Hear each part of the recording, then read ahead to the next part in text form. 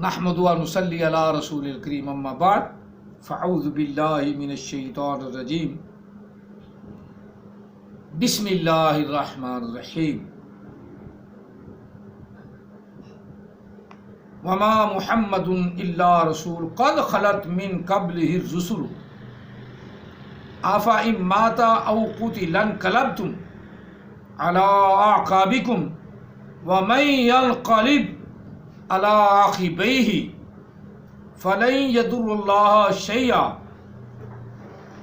وسنجزي الله الشاكرين آمنت بالله صدق الله العظيم قال رسول الله صلى الله عليه وسلم أنا خاتم النبيين لا نبي بعدي وصدق رسوله النبي الكريم ونحن على ذلك لمن الشاهدين والشاکرین والحمد للہ رب العالمین الصلاۃ والسلام علیک یا سیدی یا رسول اللہ الصلاۃ والسلام علیک یا سیدی یا حبیب اللہ الصلاۃ والسلام علیک یا سیدی یا رحمۃ للعالمین الصلاۃ والسلام علیک یا سیدی یا خاتم النبیین وعلی آلک واصحابک یا سیدی یا محمد الرسول اللہ صلی اللہ علیہ وسلم۔ قرآن مجید فرقان حمید سورہ آل عمران کی وہی آیہ مقدسہ ابھی مکمل نہیں ہوئی تھی، یہ اسی کا حصہ اگلا چل رہا ہے، پڑھیے، یعنی 144 144 آیہ مقدسہ کا تلاوت کرنے کا شرف حاصل کیا ہے۔ دعا ہے اللہ تعالی ہم سب کو سمجھنے کی توفیق عطا فرمائے۔ تو میں اس کا ترجمہ اور مفہوم بیان کر رہا ہوں کہ اللہ تعالیٰ وحدہ لا شریک نے فرمایا سیدھا سیدھا اور بڑا زور دے کر کیا فرمایا؟ وما محمد الا رسول، نہیں ہے محمد مگر اللہ کے رسول، قد خلت من قبلہ الرسل، آپ سے پہلے تمام رسولوں کی جماعت گزر گئی، اس سے پہلے آپ سے پہلے من قبلہ الرسل، آپ سے پہلے تمام رسولوں کی جماعت گزر گئی۔ افإن مات، کیا پس، آفا کیا پس، حمزہ زبر آ کیا، فا زبر فا پس، کیا پھر، کیا تو، ان ماتا اگر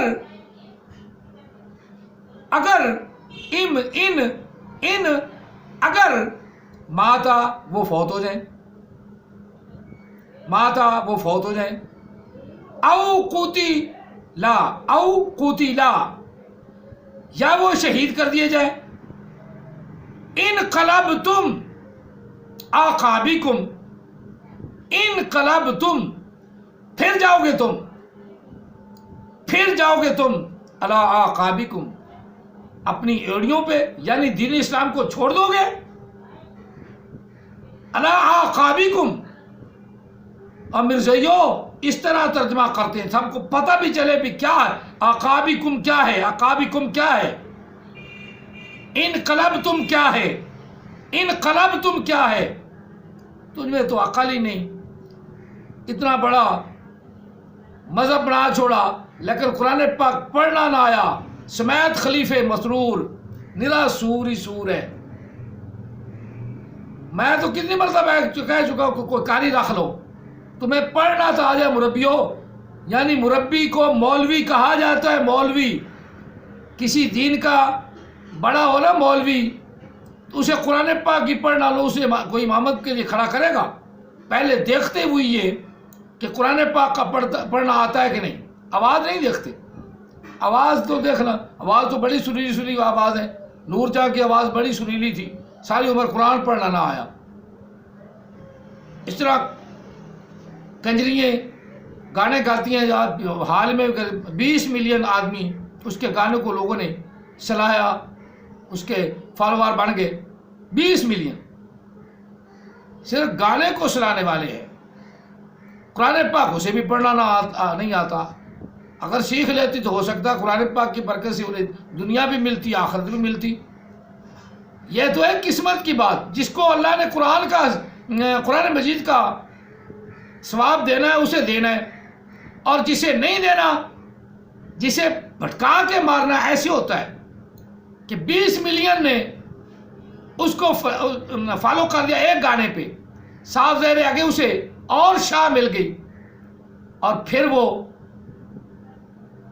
پہلے صرف گلوکارہ تھی، پھر وہ جناب فلموں کی ہیروئن بھی بنے گی، پھر ڈراموں میں بھی آئے گی، پھر اپنا جسم بھی ننگا کرے گی، سب کچھ کرے گی.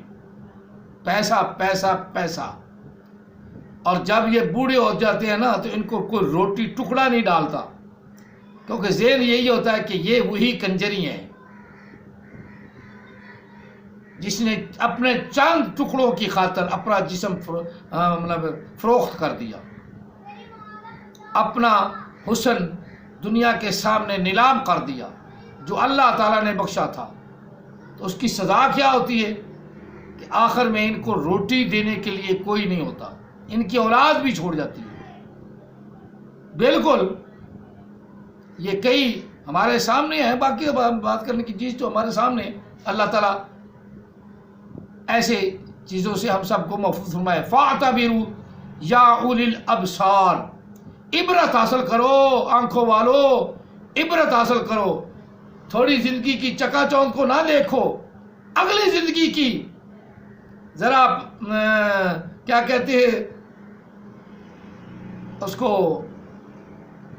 جو بڑھاپے کی زندگی ہے یا اگلی زندگی ہے، دنیا کی اگلی زندگی. جوانی میں تو انسان کسی کو نہیں نہ پوچھتا، اگلی زندگی کا عبرتناک انجام بھی دیکھو، اس کا انجام بھی دیکھو. آج تو تمہارا وقت ہے کہ تم آواز سے جادو جگا رہے ہو، کل کو تمہیں کسی نے پوچھنا ہی نہیں. یہ فالوور کوئی بھی نہیں رہے گا، کوئی بھی سلانے والا نہیں رہے گا. اور جب تم چلے گئے تو بڑی مشکل سے، میں کئی بڑے بڑے اداکاروں کو بھی دیکھا، ان کے بچے بھی نہلاتے نہیں، ہاتھ نہیں لگاتے. بڑا پڑا بابا بڑا پڑا تو کسی کو بلاؤ، اسے پیسے دو، وہ نہلا دے گا. پھر مولوی کام آتا ہے، پھر مولوی کام آتا ہے. پھر کوئی غریب مولوی پیسے لے لے تو ہم پھر بکواس شروع کر دیتے ہیں، پھر بھونکنا شروع کر دیتے ہیں. لے نہلانے کے پیسے لے لے، اور تیرا جو مرا ہے تو خود نہلا، تجھے اللہ نے قوت دی تھی، خود نہلا. لاکھوں روپے کی جائیداد چھوڑ گیا ہے، اور کنجرو لاکھوں روپے کی جائیداد چھوڑ گیا ہے تو نہلاؤ. تمہارا حق ہے، جائیداد میں تم وارث ہو. مولوی نے 4 پیسے مکا لیے یا مانگ لیے تو تم ساری دنیا میں نہلانے کے پیسے لیتی ہے تو نہلا نہ مولوی. اس کو جو نہلاتا ہے تو آدھی جائیداد کا حصہ دو. تھوڑے سے پیسے دے کے تو نہلا لیتے ہو، تو پھر باتیں کرتے ہو، پھر بھونکتے ہو، پھر بکواس کرتے ہو، پھر بکواس کرتے ہو. اس طرح نبی علیہ الصلوۃ والسلام کے بارے میں بھی مزیوں نے بکواس کی.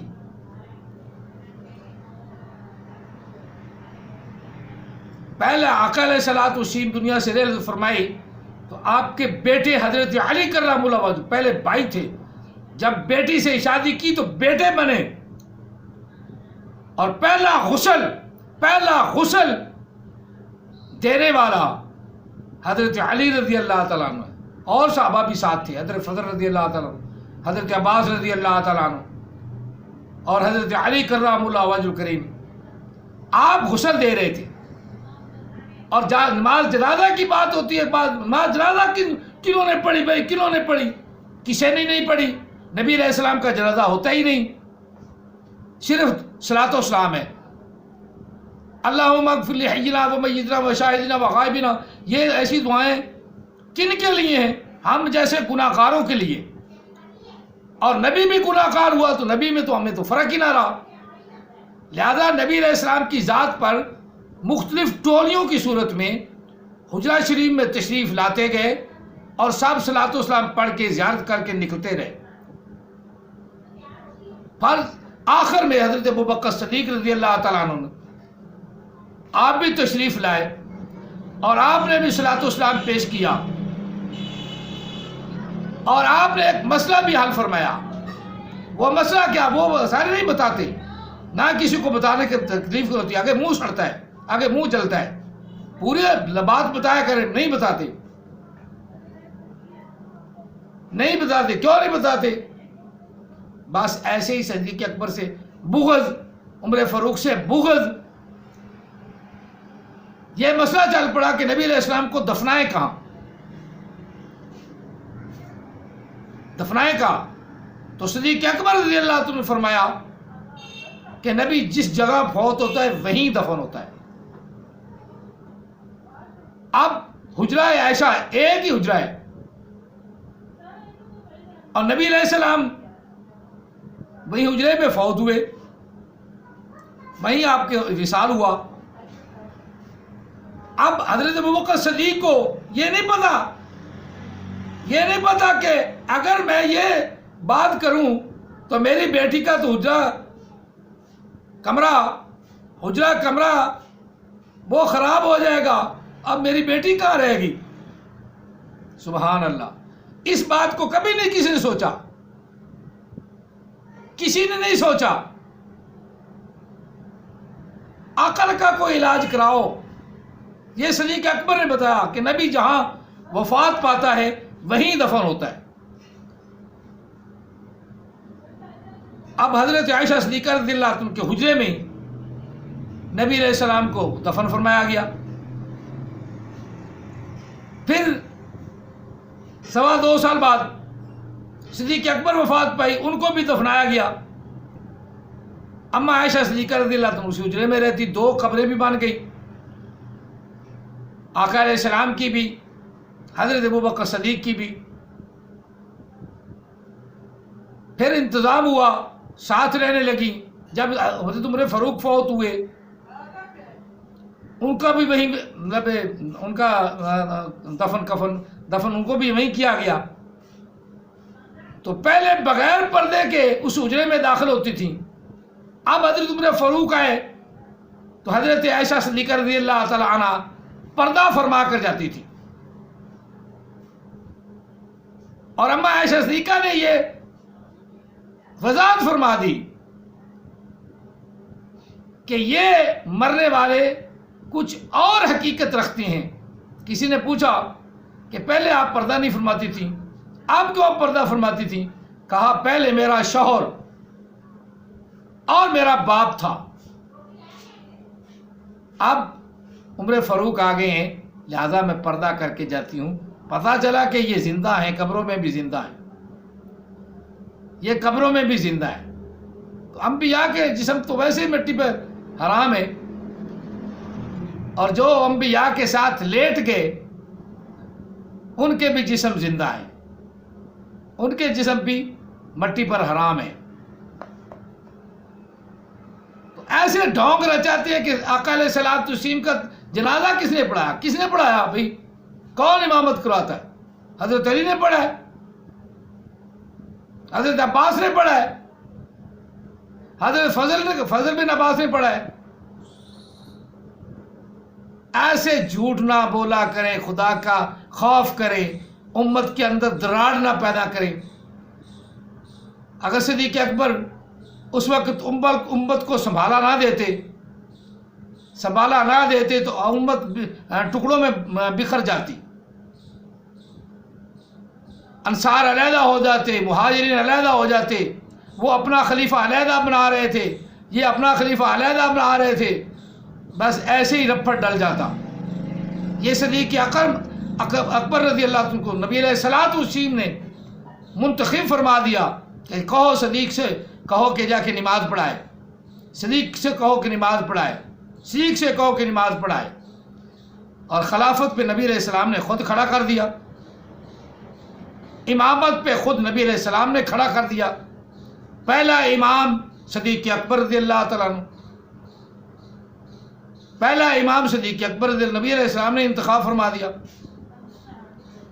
چلو بہرحال یہ بات ضمن کرنی تھی، اور لوگوں کو بول بلیاں نہ ڈالو، مسلمانوں کے اندر اتحاد ہے تو اتحاد رہنے دو۔ اب نبی علیہ الصلوۃ والسلام دنیا سے رحلت فرما گئے. الا عقابکم، کیا تم اپنی جڑوں پر پھر جاؤ گے؟ وَمَن يَنْقَلِبْ عَلَىٰ عَقِبَيْهِ، اور جو چلا جائے اپنی ایڑیوں پہ پھر جائے، پیچھے ہٹ جائے، فَلَن يَضُرَّ اللَّهَ، فَلَن پس ہرگز نہیں، يَضُرَّ اللَّهَ کوئی بھی نقصان پہنچا سکتا اللہ کو کسی شے سے. ایک ذرہ برابر بھی اللہ کا کوئی نقصان نہیں کر سکتا، کوئی نقصان نہیں کر سکتا. اور جو ڈٹا رہے، جو آقا علیہ السلام کے دین کی پیروی کرتا رہے، جو نبی علیہ الصلوۃ والسلام کو آخری نبی مانتا رہے اور نبی علیہ الصلوۃ والسلام کے دین اسلام کو مانتا رہے، آخری دین مانتا رہے، قرآن پاک کو حتمی الہامی کتاب مانتا رہے اور اس پر ایمان رکھے، پھر کی واسا ناجزی اللہ الشاکرین، بس اللہ نے فرمایا کہ اس کے لیے ان قریب اس شکر کرنے کے والے کے لیے، اللہ کے جس نے اللہ کا شکر ہے اس کے لیے ہم کافی ہیں، ہم جزا دیں گے شکر کرنے والوں کو. اللہ کے دین پر شکر ڈٹنے کا نام ہے. اللہ کے دین پر ڈٹنے والوں کو، اللہ کے رسول کی بات کو ماننے والوں کو ہم اچھی جزا عطا کریں گے. ان قریب ہم جزا دیں گے، ہم ان کو صلہ دیں گے. واسا نجزی اللہ، ہم اللہ کہہ رہا ہے نجزی اللہ ہی واسا یجزی اللہ، بس وہ اللہ تعالیٰ یا ان قریب اللہ تعالیٰ شاکرین، جو ڈٹے رہے، جو دین اسلام کو اسلام مانتے رہے، نبی علیہ الصلوۃ والسلام کی ختم نبوت پر ایمان رکھتے ہیں اور آقا علیہ السلام کو آخری نبی مانتے ہیں اور آپ کے بعد رسالت کا بند ہونا مانتے ہیں. اللہ تعالیٰ فرما رہا ہے کہ اللہ تعالیٰ کہہ رہا ہے کہ ان قریب ان کو اللہ تعالیٰ ہی صلہ عطا فرمائے گا. ایسے شاکروں کو، ایسا شکر کرنے والوں کو، اللہ کے دین پر شکر اور صبر سے ڈٹے رہنے والوں کو اللہ تعالیٰ جزا عطا فرمائے گا. اب اللہ تعالیٰ وحدہ لا شریک نے اتنا وضاحت کے ساتھ اپنے محبوب کا رتبہ بیان فرمایا اور رسالت کو وضاحت کے ساتھ بیان کیا کہ آپ کے بعد کوئی رسول نہیں. اب بھی کوئی رسول مانے، اب بھی کوئی رسول مانے، پھر یہی کہہ سکتے ہیں کہ لعنت اللہ علی الکاذبین، لعنت اللہ علی الکاذبین، لعنت اللہ علی الکاذبین. عیسیٰ علیہ السلام آلریڈی نبی ہیں. پھر میں دوبارہ اب ختم کرنے لگا ہوں. عیسیٰ علیہ السلام آلریڈی نبی ہیں، ان کی نبوت اللہ چھینے گا نہیں، لیکن وہ رسول اللہ صلی اللہ علیہ وسلم کے دین کو ہی دنیا میں پھیلائیں گے، دین کی ہی تبلیغ کریں گے. باقی دین کو سارے بگاڑنے آئے ہیں، جس طرح غلام احمد قادیانی دین کو بگاڑنے آیا، دین کو سنوارنے نہیں آیا، کیونکہ جو بھی اس کا کردار پڑے گا اسے ہنسی آئے گی، جو اسے ہنسی آئے گی. پھر جو جھوٹ بولتا تھا وہ جھوٹ پکڑے جائیں گے. میں مدینے میں مروں گا، مکے یا مدینے میں مروں گا، اس کی بھی توضیح کہ مجھ پر ایک ایسی کیفیت گزرے گی کہ میں مدینے میں مر جاؤں گا تو مرا تو ٹٹی خانے میں، مدینے میں نہ مرا ٹٹی خانے میں. مدینہ کدھر رہا، ٹٹی خانہ کدھر رہا، مکہ کدھر رہا، ٹٹی خانہ کدھر رہا. یہ چیزیں جھوٹ پر مبنی ہیں، جن کی آج سارے مرزائی توضیحیں کرتے کرتے تھک گئے ہیں. لیکن مسئلہ کیا ہے، اصلی وجہ کیا ہے؟ وجہ یہ ہے، اصلی مسئلہ یہ ہے کہ اب ان کے منہ کو لگ گیا سور چندے کا. اب وہ سور جو کھانا ہے، یا مسلمانوں کو سور لگ جائے یعنی رشوت لگ جائے تو وہ ایم پی ایم این اے بن جائے، اس سے کوئی بڑا بن جائے تو وہ باز نہیں آتا. بڑے سے بڑا دولت مند ہو وہ باز نہیں آتا، وہ کہتا ہے یہ بھی مال کو چھین لو، یہ بھی چھین لو، یہ بھی چھین لو، حالانکہ پہلے ہی نواب ہے، لیکن بھوکھا نواب۔ دیکھ لو زکوٰۃ خیرات لوگوں کا حق ہوتا ہے، وہ ہمارے بڑے ہی ہڑپ کر جاتے، تھوڑی بہت ہی تقسیم کی باقی کھا گئے۔ ہاں غریبوں کو پھر نہیں ملتی، اور اس پہ ووٹنگ ہوتی ہے۔ عجیب معاملہ ہے کہ زکوٰۃ لیے تم نے اگر لوگوں کو دو، نہ ووٹنگ پیسے خرچ کر کے لیں، صاف ظاہر ہے کہ زکوٰۃ خود نہیں رکھیں گے تو وہ پیسہ کہاں سے پورا ہوئے گا۔ ایسی باتیں یہ ایمان کو کھوکھلا کر دیتی ہیں، اور ان کی خاص طور پہ مزیوں کی باتیں سن کے ایمان کھوکھلا زیادہ ہوتا ہے۔ کبھی ڈاواڈول، جب آدمی ڈاواڈول جائے زبزہ بینا ذالک، نہ ادھر کا نہ ادھر کا، ایسا جب ہو جائے انسان نا اسے کہتے ہیں منافق۔ اور منافق کو تو اللہ تعالیٰ نے فرمایا کہ سب سے نیچے دوزخ کا جو نچلا طبقہ ہے اس میں پھینکا جائے گا۔ اور یہ ویسے ہی مرتد ہیں، نبی علیہ الصلوۃ والسلام کی رسالت کو نہیں مانتے، اور غلام قادیانی کی رسالت کو ثابت کرنے کے لیے آیتوں کا مفہوم ہی چینج کریں گے، آیتوں کا ترجمہ ہی چینج کریں گے۔ اور اتنا وضاحت طلب نبی علیہ السلام کا فرمان ہے، انا خاتم النبیین لا نبی بعدی، اس فرمان کو بھی چھوڑ دیا، اس فرمان کو بھی چھوڑ دیا۔ نہیں جی نہیں، یہ تو نبی ہو سکتا ہے، جی نبی ہو سکتا ہے، امتی نبی ہو سکتا ہے۔ عیسیٰ علیہ السلام آنے نہیں، لعنت ہے خدا کی، آنا ہے انہوں نے۔ اللہ تعالیٰ وحدہ لا شریک کے رسول نے فرمایا آنا ہے، لیکن تمہارا نبی تو نہیں نا عیسیٰ، تمہارا نبی تو عیسیٰ نہیں نا، تو یہ اس نے جھوٹ بولا ہے نا، تو لعنت اللہ علی الکاذبین، تمہارے نبی پر بھی ہو، تو اس کو بچانے کے لیے، اس کی نبوت کو بچانے کے لیے بولتے ہیں اور اس کی دفاع کرتے ہیں، ان پر بھی خدا کی لعنت۔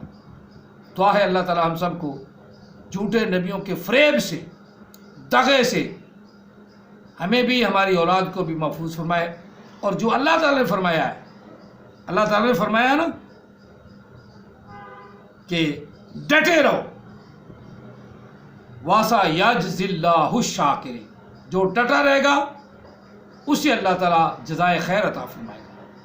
اس دین کے مطابق، اس دین پر، اس دین کے اصولوں پر، اس قرآن پر، محمد عربی صلی اللہ علیہ وسلم کی خاتمیت پر، کہ آپ کے بعد کوئی رسول نہیں، جو اس سے پھر گیا وہ مرتد ہو گیا، وہ کافر ہو گیا۔